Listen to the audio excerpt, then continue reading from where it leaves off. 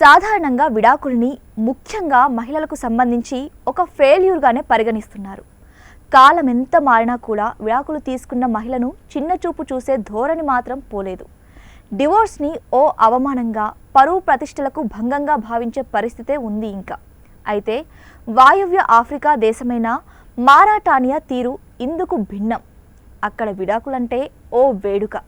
ఆ దేశంలోని మారీ తెగలోని మాతృస్వామ్య పద్ధతులే ఇందుకు గల ప్రధాన కారణమంటారు పరిశీలకులు. మారాటానియాలో వివాహిత ఎన్నిసార్లైనా కూడా విడాకులు తీసుకోవచ్చు. ఆ విడాకుల సందర్భాన్ని ఓ మెహందీ, పాటలు, డాన్సులు, విందుతో పెద్ద సెలబ్రేషన్గా నిర్వహిస్తారు. దాని ఉద్దేశం ఆ అమ్మాయి మళ్ళీ పెళ్లికి సిద్ధంగా ఉందని తెలియజెప్పడమేనట. అమ్మాయిలైతే విడాకుల్ని తమకు దొరికిన స్వేచ్ఛలా భావిస్తారట.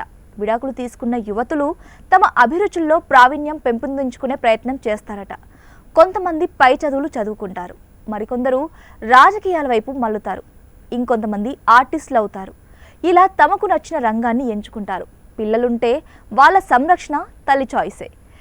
ఇంకో విషయం ఏంటంటే, విడాకులు తీసుకున్న ఆడవాళ్ళందరికీ ఒక మార్కెట్ ఉంటుంది.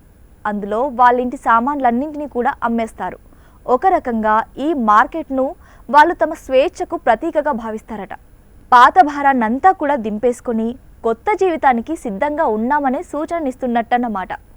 ఇంకో ముఖ్యమైన విషయం ఏంటంటే, మారాటానియాలో కొత్త పెళ్లి కొడుకులు డివోర్స్ అయిన మహిళలను చేసుకోవడానికి మొగ్గు చూపుతారు. ఎందుకంటే సంసారంలో వాళ్ళు అనుభవజ్ఞులని. అందుకే పెళ్లికి అక్కడ విడాకుల వనితలకే డిమాండ్ ఎక్కువ. మరో ముఖ్యమైన సంగతి ఏంటంటే, విడాకులు తీసుకున్న వనితలు మాత్రం విడాకులు పొందిన పురుషుల్ని చేసుకోరు, కొత్త పెళ్లి కొడుకుల్నే చూస్తారు.